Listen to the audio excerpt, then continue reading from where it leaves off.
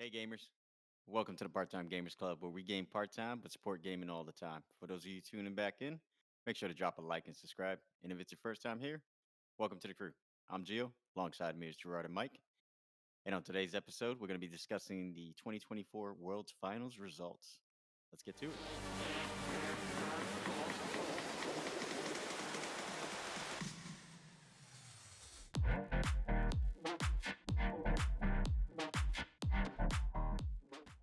Worlds 2024 League's final just happened just last week, November 1st or 2nd. And it was one for the history books. Possibly one of the at least top three greatest finals. We had a T1 led by Faker in the mid lane against Knights Billy BLG. And there will be spoilers. So if you haven't seen the finals yet, please do not watch this video. But we will be talking about the results, how our favorite moments, and how the inevitable champion made it to the end. This is your spoiler warning. Please leave if you haven't. With that being said, I personally enjoyed the finals. T1 barely scraping by with a 3-2 victory, predicted by Gio, of course. What are you guys' thoughts on the finals? And overall, give me your impressions. Well, Mike wasn't here for the last episode, so I'm going to let Mike talk about his experience with the finals. I didn't say it like that. No, yes, it was a hell of a finals. It went to game 7, which Game five. Game 5. Adding a best of 5 or best of 7. They should make a best of, but yeah, digress. But game 5, which we would hope it went to. I mean, I didn't want a clean sweep or anything, so it was exciting. It was back and forth. I mean, I was rooting for Faker, so to get his 5th. So I was rooting for T1, and they managed to pull through. And the games were exciting. It was it wasn't as predictable. Some thought the draft were lean one way, and then BLG, and then it went T1 won, but digress. But it was I think the finals met its expectations. I will say that. That was a great match between two good teams, and the better team won, in my opinion. Great explanation, Gio. All right. Great explanation, Mike. Great explanation. Gio, what are your thoughts? No, honestly, I was like kind of blown away by how the games went because at first it was like blowout after blowout, then blowout, and then I think it was game 4 where it kind of got a little more like I don't know. I feel like they both teams kind of like locked down and got a little more serious, and that's when the games really got intense. With one play was like gonna decide each game, and Faker, of course, was pretty much the impact in most of those game-changing plays. And that one play in game 4, I think where he came around with Silas and he flanked them, and they just destroyed him Let's in hold that off 2 point. the individual fights. Just Nah, overall impressions. I'm, We'll talk I'm about just that thinking later. yeah, all right, yeah, I'm just thinking about that play. But Faker, of course, was the game changer and the series changer. I mean, he's the GOAT. End of the day, can't say much more. But I didn't think it was going to be at. I did predict 3-2, but I told you I wasn't I didn't think we would be worried that T1 would lose, but I was actually a little worried game 5 going in. I'm not lying. Yeah, I know that Billy is good, as I said in the last video we had. This is their first finals for them.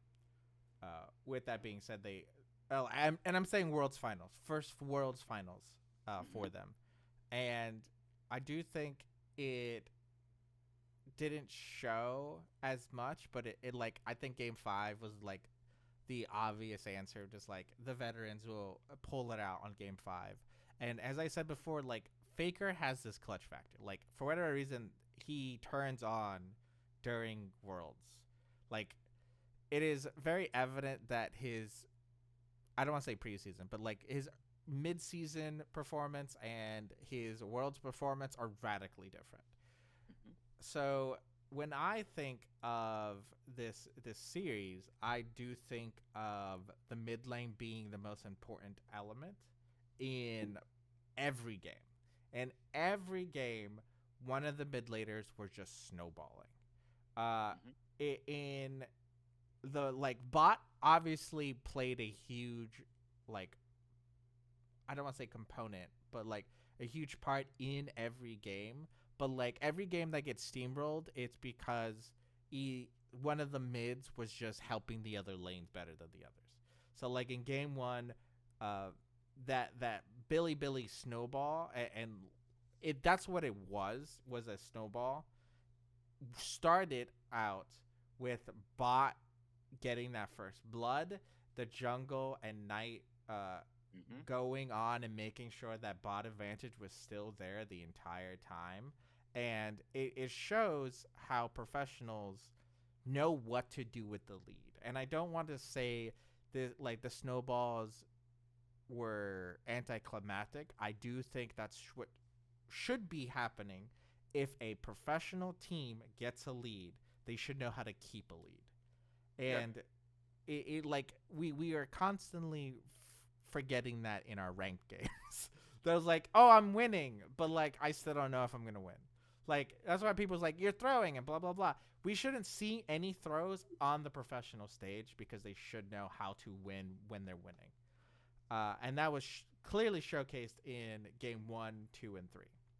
It was game 4 and 5 that we finally got like I feel like they came out of the early game almost even.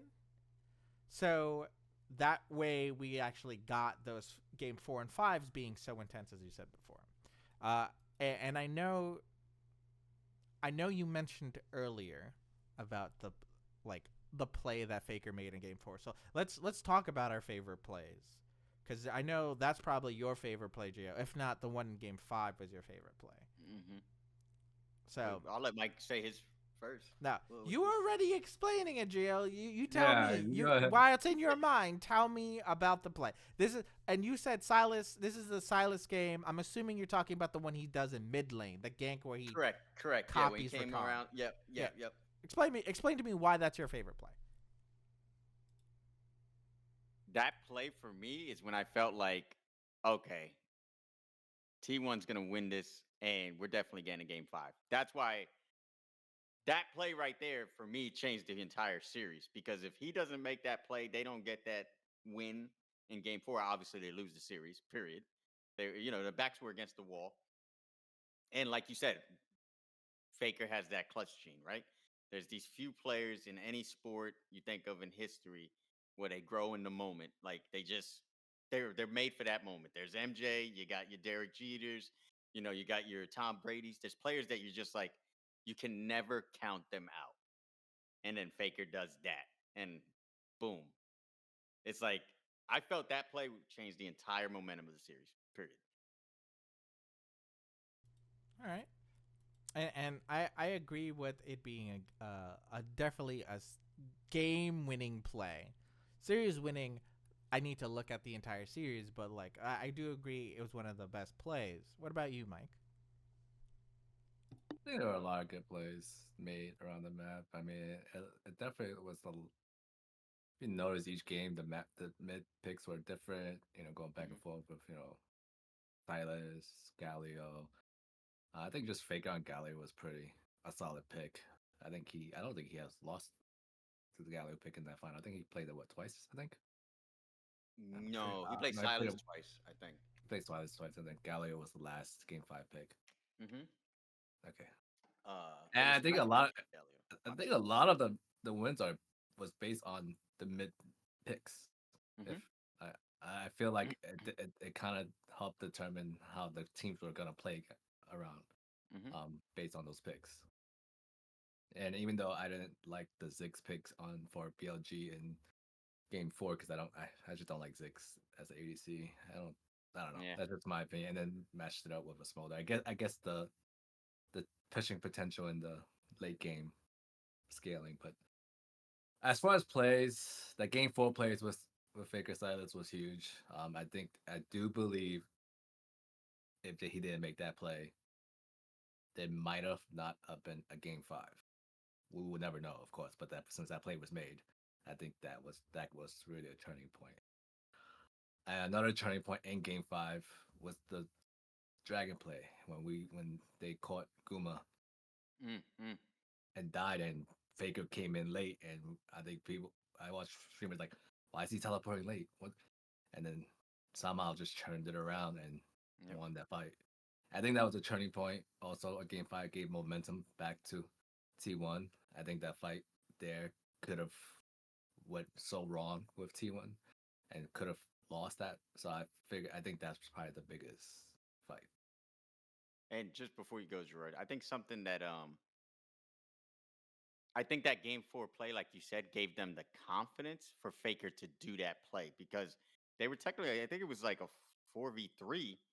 Faker flashes in taunts, and then they just demolished them. And I think Faker doesn't take that leap of faith if he doesn't. Obviously, like you said, we don't know if game 4 they would have lost if he doesn't make that play. But at the same time, if they didn't win so convincingly or started to win it so convincingly towards the end of game 4, I don't think they have that confidence going into game 5 to take those risks. I mean, yes or no. I mean, they're you know T1 have seen it all, and this is Yeah. their second time running the same team. So they have that what is it that I can't think of the word, but like they've played with each other for 2 years now, right? The same That trust, you mean? That trust in one that another? trust, that your teammate's gonna come and back you up. And I think they have built that up till They're in the sync. finals run. Yeah. They're in sync. You can tell. And you kind of can tell. And then listening to their comms, they're like calm and hey, And I do believe like, we'll discuss this in maybe some of them where. I mean, I know y'all both. Well, we're gonna discuss the MVP. Don't worry. We'll discuss the MVP because I'm gonna shut you down hard with that. Nah, I don't But go know. ahead, Gerard. What was your favorite play? Yeah, so my favorite play actually happens to be uh, the Galio game. I believe it's game 5. Yeah, it's I last. believe from Faker, where he goes top lane. He ults top lane as Zeus is being literally 3v1. Being 3v1, caught off guard at top turret, like the first top tier, it's already dead though. But like the first top tier turret on red side, and immediately Faker ults in, and it goes from a 3v1 that looks like Zeus is just gonna die for free to Faker ulting in, fighting off, like Zeus dies, but he gets a kill. Like they turn it back. Then the entire T1 team collapses on top lane. While Knight is mid lane, going to TP top, Keria as Poppy ults Knight out of the TP, making it a 4v3 on top lane, with T1 being favored now because Knight makes that play. And then immediately destroys Billy completely on top, while Faker leaves with like almost double-digit HP.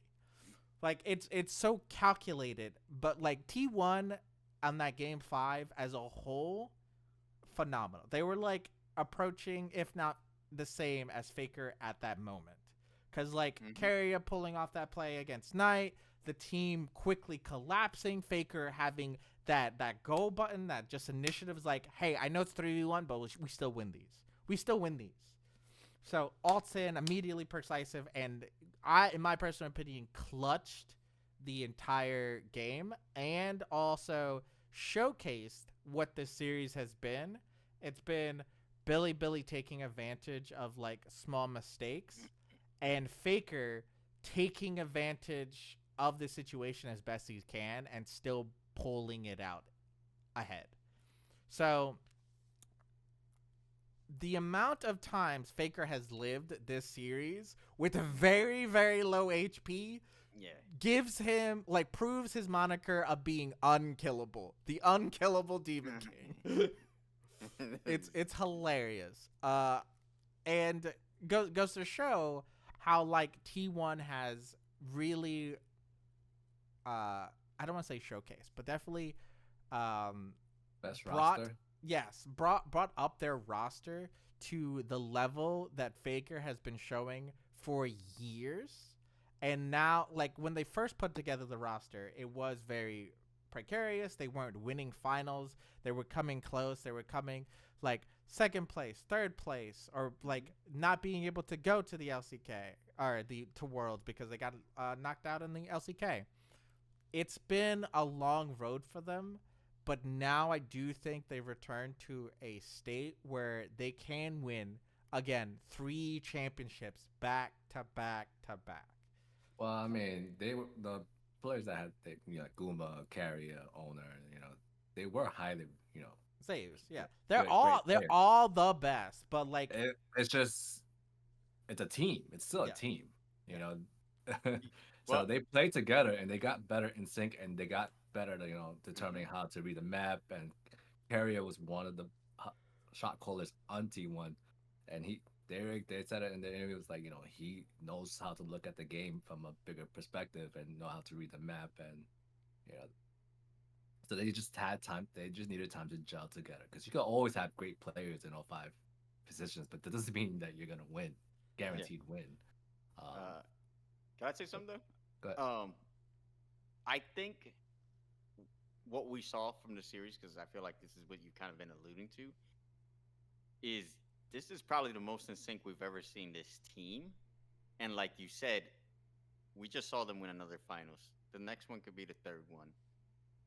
Uh, but do we even feel like we see them losing in the next few years? Like reality? Like is this Baker's if last if game?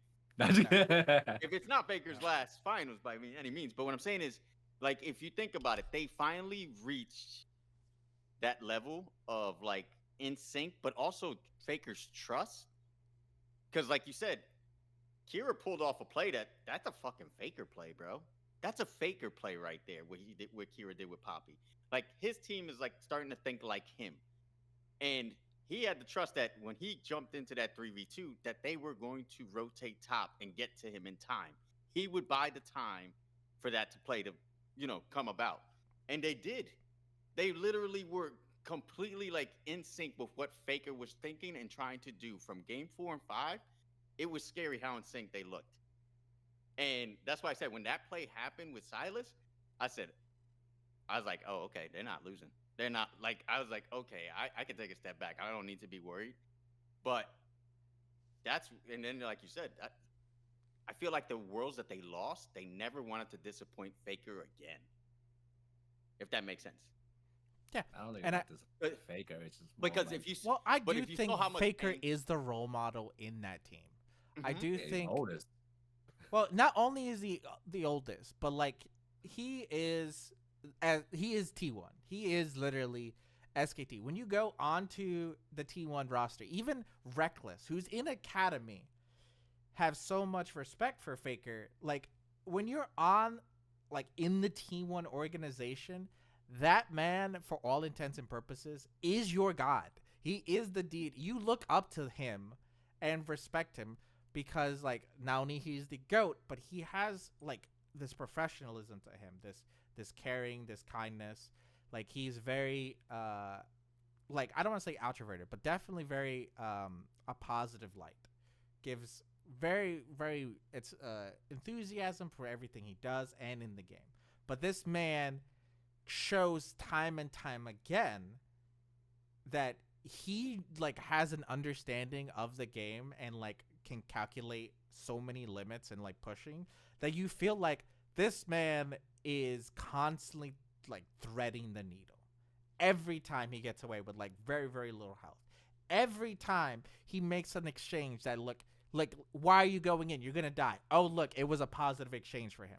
Because we saw in the Ari game when he was going against Knight how legitimately he was dying. He was losing because he's getting pushed out by Ari. The moment he gets his ult, almost one shots her. like literally almost kills her to the point where Knight has to back, and like he's just like, all right, now I can back safely. He's like at quarter health against a full health Ari and manages to make the Ari back first. That is crazy to me. This man, I don't want to just go and make this a role model. Don't glaze, bro. The Yeah. new generation will be like, you glazing hard, bro. Exactly. I mean, because he has the experience. He knows these Korean players. I'm sure he's not the only one that knows it too. I'm sure everybody does it. It's just he just does it better because it's just how he has his longevity. God. He's Yeah. a mechanical. He's just Especially playing on 0 MS does kind of help. yeah, that's true. I mean, I think But- China has a better one because they have the super server in China. I think. They do, but I mean, still, like, man, these Korean players, it's crazy how much they know when to do it. Mechanics, man. But But- not just them. China's those teams in China are good, man. They're really That's why. good too. That's why I talked about the super server. They're The super server. really good too, bro. It's always Korea versus China lately, literally in the finals. That's probably gonna be saying the same way the next couple of years. So, I know. guarantee it with T1. I feel like it's gonna be Korean. T1 or Did- any Korean team, really, because Do you know about the super server? Nah, I what's the keep saying. super server? So, because I brought it up and then I realized I was like, I think I need to give context on this. The super server is basically a secondary server, just a second server that only, like, if you have to have a high enough ranked Mhm. to be able to get to the super server. So I think it's in China, it's diamond and above. I think it's Okay. diamond and above. It might be masters. But only those players can go on that server. So you're guaranteed to match with only good players if you're on that server. And because there's not many people on that server because it's already like separated from everybody else, it's faster as well because you don't Yeah, have that many people. That Yeah. server is just dedicated to being fast rather than like being wide and big. So Korea also has a super server, but that's because like both for Korea and China, there's just too many people that play the game. You can't reasonably have that many people playing the game. It's like who's like, all right, well, we're gonna need a second server. How do we want to do this? We want to do a second server to be big and capture like half the audience. Like, no, we're just going to separate all the good people from all the bad people. Now It's all messed the up. but like to be honest, it creates a competitive environment now because now you're going onto that server. Not only are you faster because the ping is shorter, but also you're guaranteed to play against only good people. So So you always that gotta be on your game. you're always on your game. You're always being challenged. You're always fighting tooth and nail for every victory. And every failure is definitely a learning experience. So China and Korea has that. America doesn't. We don't have a super server. Surprise. To the point where there might be an argument for a super server now that the LCS is gone and there's an LTA because we've combined North America, Central America, and South America into one region. So there might be an argument to have those regions combined or for the community itself to be combined and separated by that. I don't know if they make a super server for the entire region though, but it is there as I would say a low hanging fruit. We definitely need it, man. We're so bad. We're so bad at international events, man. we do. We need all so the help bad that at we it. can get. Yeah. But let's get back to the World Finals. Yeah.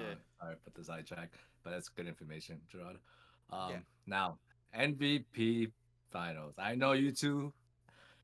I'm I'm gonna let you for talk. for the sake, Faker won Finals MVP, and I'm not disputing it. I'm just making an argument. Okay, I get that Faker have made plays, but some of those plays, like I believe, and this is the reason why I believe Carrier. There is an argument for Carrier to win, to have would have had a shot at the MVP. I know it wasn't gonna go to him because Faker, the possible of last spot. it was hard to even give it to anybody else. But I wanted to make an argument for Courier. His Renata games was on point. His when he on the team fights, he made plays. Just the last play, the last fight. I'm talking about the last fight of the finals. If Carrier doesn't ult Ori away, Faker and Zeus would have died, and the advantage would have maybe shifted. And like I said, we won't know. And it could anything could have happened after that, but just for the fact that he made that play is the reason why they could have pushed top and won it all. If he didn't make that play, BLG could have had a chance, which I don't. I mean, it was still close at that point, right? It wasn't that far apart, and it came down to fights, basically, at that point. So I just feel there's an argument for Carrier because he had a well-rounded game on the wins, and even during the losses, Guma was freaking so far ahead in Game 5. He literally just freaking wiped Rel at that one kill by himself. At that point, Guma was like so far ahead. Crazy. Guma usually just like killed the Sejuani. Was it Sejuani or was Sejuani? I think it was. Didn't they have the Rel? Was it Rel or Sejuani? I don't know. It was the one where he just freaking. Literally just freaking killed him. I'm like, damn, that's how far ahead he was. It was really hard. So getting to him was gonna be hard for BLG to get on top of him. But the only reason why I think Carrier is just because he had a well-rounded game, and that play itself right there, I felt like was the winning play. You know, yes, Faker came in and helped Zeus, but like I said, if Knight was there, and he would teleport early, it wasn't like it was towards the end of the when they were in at that fight. If he was there, Faker and Zeus was dead. No chance. They were dying there. Yeah, 100%. I agree with you. Right? Yeah. So that's why I give an argument. I'm not disputing. Faker fine. I'm fine with Faker winning MVP because he made plays throughout the game, like changing plays. But I feel like just overall, I just thought Carrier had an argument for it. Yeah. That's all. My thoughts are. I have two thoughts. Okay, first is I don't think Faker makes that play unless he knows Carrier can knock Knight. I think it was already planned. I think because there's no way. Comms? Have you seen the video comms where they were talking and getting that fight? They didn't know until Carrier said that Ari didn't have TP or wasn't. No. But that's what I'm saying. Like I didn't watch the cams, but I do know that Faker makes that play, right? Makes that play, ults in. If they see the Ari TP, because she was TPing, or Knight was TPing to the closest minion to them. They definitely saw the TP coming in, but and they knew they knew it was Ari just because like there's only two people with TP, which was Knight and I forget the top lane. I think it was the top lane for Billy. I think Nar, and Nar was already there. Was it Nar? I don't remember if Nar was game 5 or not. Ben was game 5 was Jax. Oh okay. Yeah, he's right, Jax. Yes. So it was the comfort pick. So it was Ben on Jax, and then we had the Kindred, and then we also had the Ari for the top lane. But yeah, so like, or not Kindred, excuse me, the Wukong. Was it Wukong? It doesn't matter. Anyway, I don't think Faker continues to play once he see the Ari goes in, or the Ari TP in. Now, does he die? Probably, but I don't think they commit when they see the Ari TP in. So they're already knee deep into that fight. Yeah. Though. Well, when the TP was coming, looking at it right now. Yeah, when the TP comes in, they are surrounding the remaining people, right? Ari comes in, then it becomes an even fight. It becomes a 4v4 because Carrier would not be there, and they already killed one person. They also killed Zeo, so it'd technically be a 3v4. But anyway, I don't think they commit to the fight as hard as they do with the TP going out. I do think they go away from the TP towards towards the turrets and make the fight a little bit like kind of stretch the fight out. Would it change the fight? Definitely. I'm not saying not. But Well, no, also, I do because think we would have seen a different type of fight. no, because it was 4 versus 1 against they were collapsing They were collapsing on Zeus. Three, Zeus. three. Yeah. It was three. It was 4 because I'm literally looking. He's looking right at it. now. It was 4 It people. was 4 versus 1. Oh, Looking at it right well, now. Ari was the only one missing from that fight. Yes. Well, yeah, Ari the was only still one at missing. base. Yes. They collapsed on Zeus. Zeus, freaking Zonya's, and then Yeah, that's how he bought some time. Faker ulted in. At that time, Ari was TPing in. Literally, probably like 2 seconds in would have been there by. How long is TP? How long is It's TP? like I think it's like four like- or 5 seconds. yeah, it's 5 seconds. It used to be 3 seconds. 5 seconds, right? It was just so he's already TPing. Whereas one Zeus, Sonya's, and Faker is going in. That would have gave him enough time to get to that. There was no way escaping that, right? That fight, because the T1 team were right at where the Raptors was in on red side. At that point, it's crazy how long this fight lasted, how they delayed it. But what I'm saying is that at that point, there was no escaping. They had them both dead to rights at that point. Yeah, If Ari comes in, but I don't. All right, so I feel they'll kill them too, but they're not killing the rest of the team. no, I'm not saying. At Baron. What I'm saying is, I see what you're saying, but I don't see T1 not losing if that play doesn't happen.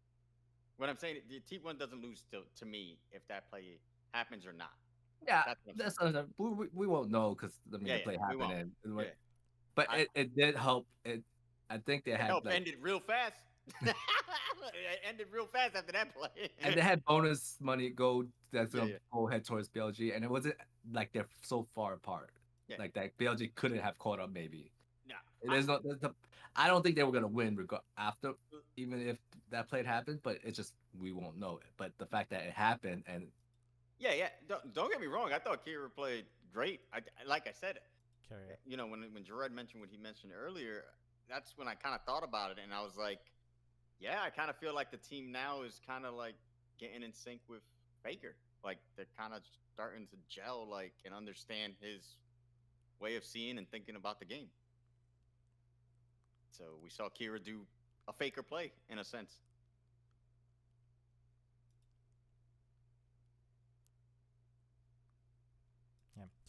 that was my argument. I'm fine with giving Faker the MVP. I mean, he made the plays, and the plays that everybody's gonna remember. All right. So I'm gonna bring this up to Gio.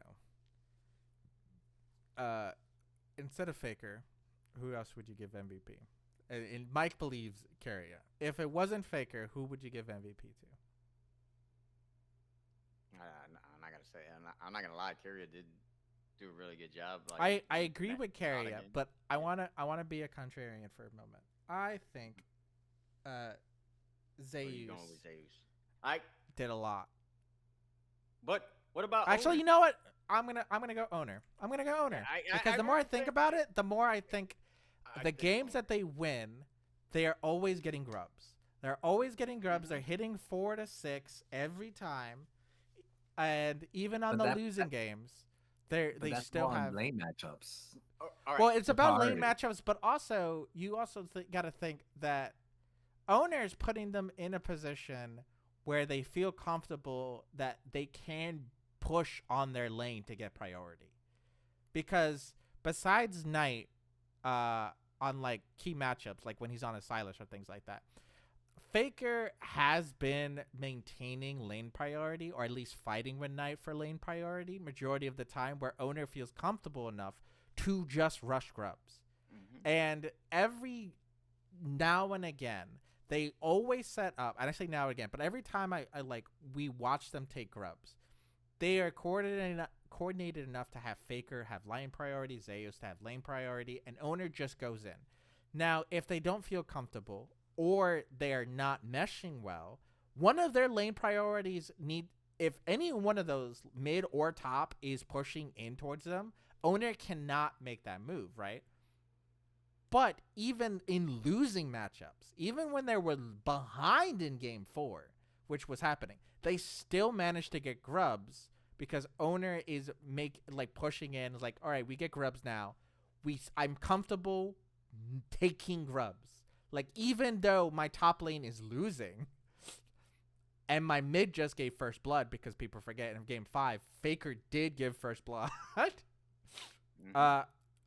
Owner still goes for grubs, still collects 6 grubs, 5 grubs, 4 grubs, and gets that pushing power that is basically the kind of the pivot, the hinge that T1 is doing, because they're pushing hard. Like, all their matchups are just dedicated to making sure we push, have lane priority, get jungle objective.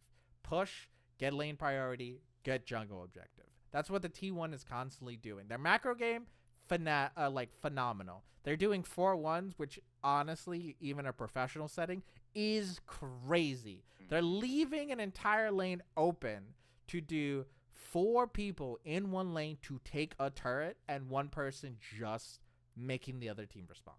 And I think that's the reason why I don't think owner would be my choice, just because he's doing what a jungler should be doing, on knowing how to read and where the junglers are and predicting who gets the priority. I think it's predicated on the situation. Yeah. Can I just say something before you? Yeah. I just feel it's because owner didn't make a flashy play. We see it like that. But I'm gonna tell you something. That was something I noticed in game 4. Because if you remember in the beginning of game 4, they were down 0-3. But Faker rotated up to grubs to help owner get grubs and make sure they still had the pushing power, because he knew they were already behind in gold and in kills. But instead of trying to, press or try to, catch up on gold like through CSing, he made sure to still rotate, get those grubs, because he's like, I'll get my gold back once we start pushing. You know what I mean? I really feel like they played around owner, and a lot of us didn't really look at it that way, but they were really heavily up on objectives most of the games. Yep. And that game he was facing Smolder, and Smolder needs the scale. Was it game 3? Well, no, it was game 4. It was game 4. Yeah, game 4. That's what he was talking about when Faker went to get grubs against Yep. Smolder, and Smolder was start scaling. Because he needs to scale. He can't really kind of get off. They had the Smolder Smigs, which was scary. But that's why I say, like, I could see Gerard saying owner, and I thought about it too. I'm like, yeah, honestly, probably would have went owner, because owner really didn't die much. He didn't do any plays that really cost him anything. He was just, like you said, he was playing his role, but he played his role at Perfectly. the highest level when he was supposed to play. Yeah, I mean, you could say it's like the you're like, argument oh, was he's doing Guma his. played well too. Guma did great. Don't get me wrong. Yeah, I also enjoyed Guma. that. Yeah. But that's the same argument though. Like, if you're gonna put owner But playing Guma well, did lose hard to bot the first game. Yeah, and But Guma BLG gave first blood 3 times, man. 3 motherfucking times. Yeah, he did. First time, shame on them. Second time, shame on you, Guma. How the hell are you gonna get caught in the same spot and die in the same spot twice, back to back? Even in winning games, he was giving up first blood. All right. yeah, but the damage output he was doing on the team fight. I understand. Right now, like, I understand. I think As a it's role, argument. it's not though, because so. he did his role perfectly, but he also made mistakes. Owner did not make mistakes. Yeah, Owner not only played like that. Owner not only played jungle perfectly, he also wasn't giving them advantages unnecessarily.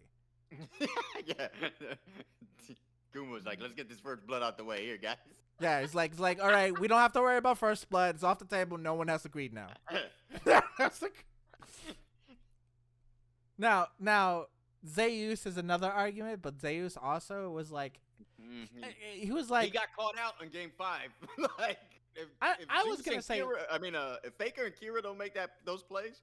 Well, Zeus was getting bullied. I can't remember which game, and he was getting bullied when he was Rumble. He was getting bullied. So that's why I was like, I feel bad for Zeus. He can't really do much here. He's just literally getting bullied. Top is usually like the fucking island right there. I didn't feel like at any point owner was getting out jungled. I didn't feel that at any point. I felt like it was actually a very balanced, because I think their jungle did a great job too. I think there was one game where I was like, owner really needs to be pressuring, but like I can see why he didn't, and that was the game where Billy was on Kindred, because I was like, it was like, you really need to make sure Kindred doesn't get marks. You really need to make sure Kindred doesn't get marks. And that was like the one time I was like, it was like you gave a mark to Kindred, man. That's the one thing you can't do. So one thing you can't do. Game 3. Yeah. When he picked Vi pick. Yeah, the Vi was a pick. good pick against. But I see I why. don't think their team makeup. I don't know. I didn't like their team makeup in game 3. All right. I mean, we could keep talking about this all day, but it's been 40 minutes. So, All right. Does anyone have any final questions, concerns, anything like that? Nah, man, it was a great finals. Like you guys said, couldn't have asked for a better finals. I was very happy with it. Yep. Yeah, I was happy. I was happy as well. And just to go show, T1 for life. Anyway, thanks gamers for watching. We'll see you next time. And make sure you leave a comment down below on your thoughts of the finals 2024 and who besides Faker should have been MVP. We'll see you guys next time. Peace. Thank you for watching this episode of the Part-Time Gamers podcast. Be sure to like the video and subscribe to our channel for more content like this. And follow us on our other social platforms on TikTok, Instagram, and Discord. Links for those will be provided in the description. Thank you again. We will see you on the next episode of the podcast. And make sure you make some time for video games. Peace.